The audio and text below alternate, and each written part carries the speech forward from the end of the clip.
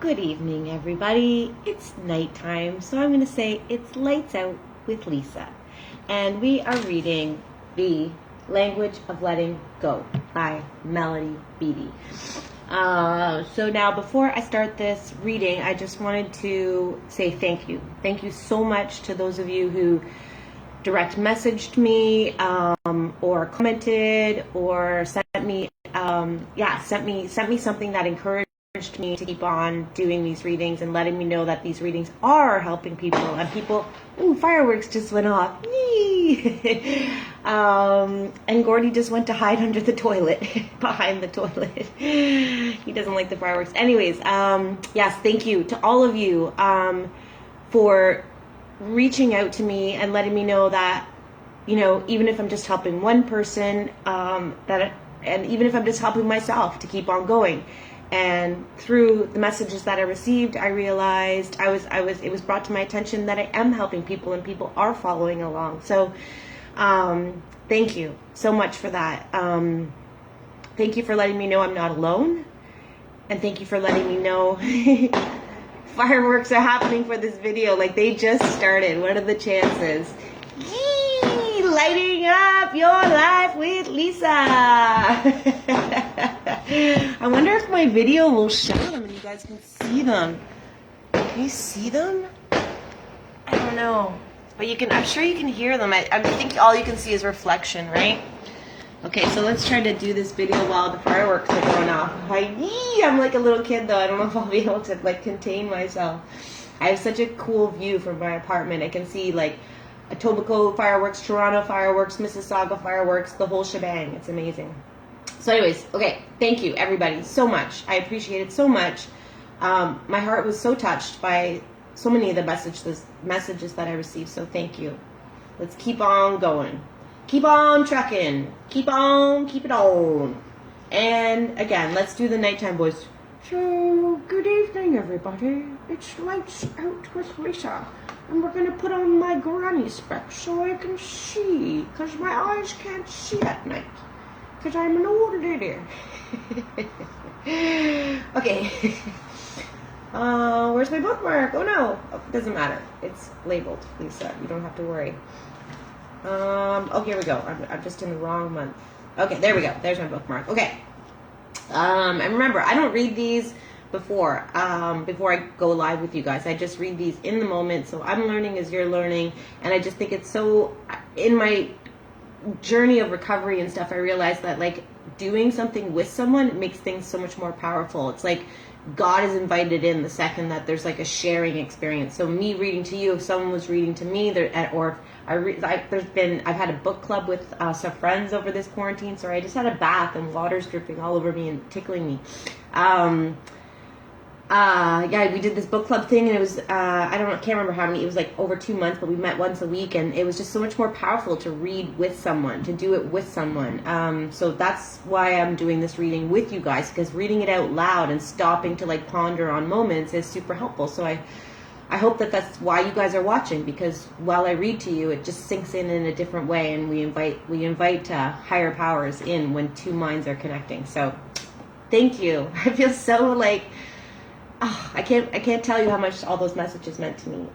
I feel so inspired to keep going. We got 365 days of this, and I started in February, so I've already done February, March, April, May, 4 months of this. That's crazy town. Oh my God. Okay, on point. People have short attention spans. Lisa Dawn Bando, get on it.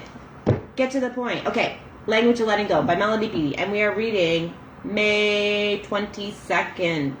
Times of reprogramming. Do not ask for love unless you're ready to be healed enough to give and receive love. Don't ask for love unless you're ready to be healed enough to give it and receive it. Receive it. That was where I was getting stumped. I wasn't able to receive. So my give was probably not purely authentic. There was probably some want. Anyways, that's a other ballgame. Okay, so do not ask for love unless you're ready to be healed enough to give and receive love. We're talking about pure, unconditional love here. This is a different kind of love. This is not the love that we've learned about growing up, where like, I love you. It's like, this is a deeper kind of love. And I know that now because of going on this self-love journey.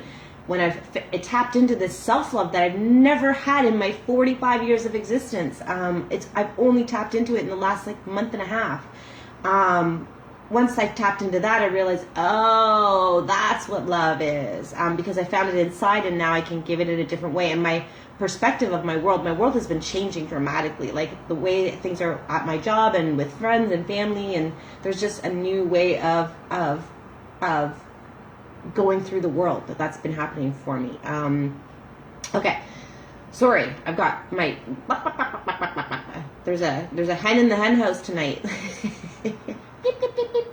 Okay, do not ask for love unless you're ready to be healed enough to give and receive love. Do not ask for joy unless you're ready to feel and release your pain so you can feel the joy. There it is, right there. I finally felt that pain, all the depths of my pain. I'm not afraid to cry. I'm not afraid to tell someone how I'm feeling, like when it's like an icky situation, but I still hadn't gone to the depths of the pain until just recently in the last 5 months. And once I went to the depths of that pain of life experiences, I was able to finally feel it and release the pain so that I could finally access the joy. That's what's been happening.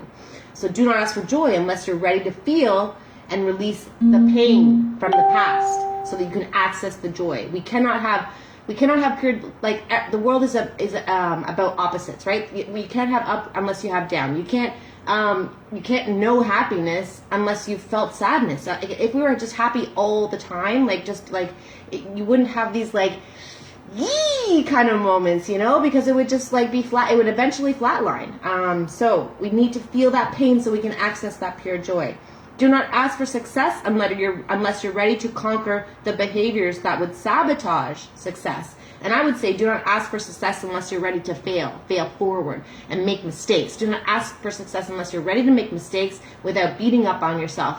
Fail forward. You're going to have failure. The biggest people in the world, like the Oprah Winfreys, the other names, they have failed so many times. They've been told no so many times. Superstars, guys that are, singing on stage and Grammy winners and stuff. Do you know how many times they were told no? And they thought that, but they kept on going. They learned from those things. The most successful people in the world were told no millions of times, and they failed millions of times, but they failed forward. So do not ask for success unless you're ready to conquer the behaviors that would sabotage success. Fear gets in the way. And I ad lib on this one. Do not ask for success unless you're ready to face fear and failure. Wouldn't it be nice if we could imagine ourselves having or becoming and then immediately receiving, like having a dream and then immediately getting it? Wouldn't it be nice if we could imagine ourselves having or becoming and then immediately receiving what we wanted? We can have and be the good things we want. All good things are ours for the asking. But first, groundwork and preparation work must be done. A gardener would not plant seeds unless the ground was adequately prepared to nurture and nourish those seeds. So if we're going to want to grow something, we got to make sure the foundation is beautiful and nurturing and sustainable. And we got to be ready to feed that foundation and take care of that foundation, because from that foundation is where the awesome is going to grow. So a gardener would not plant seeds unless the ground was adequately prepared to nurture and nourish those seeds. The planting would be a wasted effort. If it would be wasted effort for us, it would be wasted effort for us to get what we wanted before we were ready. All good things come to those who wait. All good things come in time. There's a time for everything. There's a time and a season for everything. Who was it? The Beatles that sang that? Or, yeah, right? Or John Lennon or something. We got to wait for our season, and that's okay, because once it comes, it doesn't matter what you did to get there. You're in the moment. You're there in that success. So it doesn't matter. So make sure you're prepared. It's like I talked about these buildings in Toronto, right? Like I remember going to work downtown, and I would pass, and there would be like a fence around the building, right? And for months it would seem like I would pass by, and there'd be that little peephole where you could look in and you could see them digging the ground, and months would pass, and they still got this fence around, and they're building and digging and whatever. And then all of a sudden I go to work one day, and boom, this like skyscraper is there. This big structure is there. Time was spent on the foundation, and then like that, the building goes up. That's what we can reflect on in our own lives. if we spend lots of time, all of a sudden you just start to bloom. That's been my experience. Again, I'm a living, walking proof of this. I've been putting in the work like crazy this last year. The work in like therapy and doing writing and getting into my meditation and self-reflecting and doing this reading. And then just in the last week, like, I'm like, what is happening? It's just like, my life is exploding in the most beautiful way. Okay. Woo, I keep tangenting on this. This is a long reading, guys. I apologize in advance. Okay.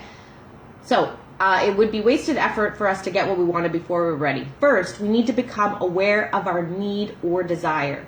And this may not be easy. Many of us have become accustomed to shutting off our inner voice or our wants, needs, and desire. We've become accustomed, it's become a habit to shut it off and go, nah, I don't need that, or not even be able to access, oh, I have a need here, I have a desire here, and it's valid, and it's deserving, that need and want.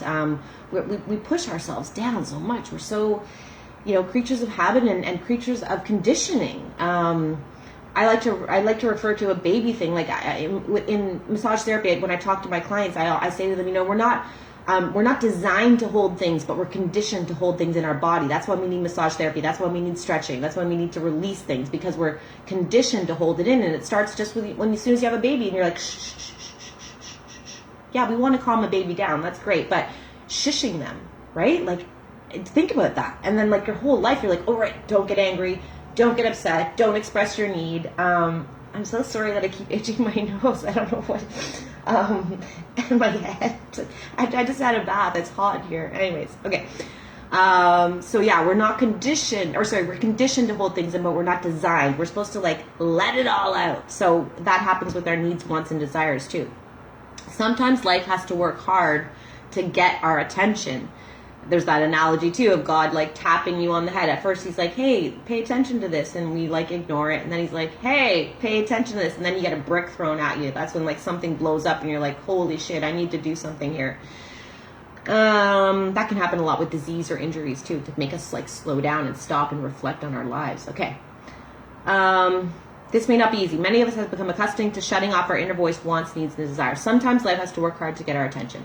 Next, we let go of old programming. The title of this reading, Times of Reprogramming.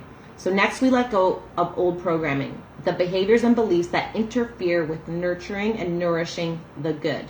Many of us have strong sabotaging programs. It's all programming. And these are learned from childhood. That need to be released.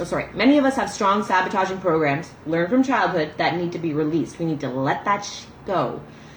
We may need to act as if for a while until the belief that we deserve the good becomes real. Act as if. That's a big, powerful tool in a lot of recovery programs. Act as if. Like you gotta fake it till you make it, meaning fake it. Pretend you're confident for the day. Pretend that you are someone that can speak your needs. Pretend. Act as if. Until it just becomes like second nature to you, until it gets ingrained in your subconscious and it becomes your truth. Act as if for a while until the belief that we deserve the good becomes real. The belief that we deserve it, until that becomes real. So we combine this process with much letting go.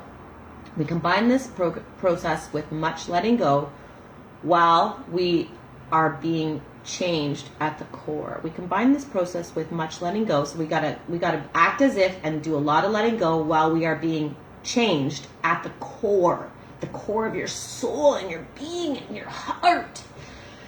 There is a naturalness to this process, but it can be intense. Things take time. We gotta give stuff time. We gotta be patient. We gotta trust the process. And let it happen organically. Don't force anything. Don't try to control it. Don't try to manipulate the situation, and don't try to control and manipulate yourself or your journey. Just like keep doing the work step by step and trust that in good time. And again, when it takes time to build that foundation, it's a good thing, because a good, strong, solid structure can be built from that. Good things are ours for the asking if we are willing to participate in the work of groundbreaking. Work and wait. Work and wait, and good things will come, I promise. And I don't throw out promises like unless they're going to be kept, okay? Here's your prayer for today. Today, God, give me the courage to identify the good I want in my life and ask for it. Ask for it. Put it out there. Vocalize it. Put words to it. There's vibration and energy in your language, in your words. Put it out there. Say it out loud. Say it to the stars. Say it to the moon. Say it to God, the universe. Say it to a flower. I don't care. Whatever. Just put it out there and ask. Today, God, give me the courage to identify the good I want in my life and ask for it. But first, you got to identify the good and identify it to be like something that's a real value in your life. So here, okay, let me just say this prayer. Here we go. Today, God, give me the courage to identify the good I want in my life and ask for it. Give me also the faith and stamina I need to go through the work that must be accomplished first. It takes work. So we're not just going to get it. We got to work on the stuff. We got to clear the wreckage of the past. We got to dig up that ground, like the building analogy, right? You got to dig out all that rubble and get a dump truck and like haul out the crap, haul it out so you can clear the space. And that's the work of the inner work. So, woo! I was really into that reading. All your messages and all your encouragement just got me on a new flow tonight. So thank you again, everybody. Thanks for watching. Give me a thumbs up. And keep on keeping on. Don't let anything stop you from fulfilling your journey of finding all the puzzle pieces that fit into your life just to make sure that you sustain a happy, joyful, amazing existence. I love you so much. Mwah. Thanks for watching. Have a great night. Lights out with Lisa.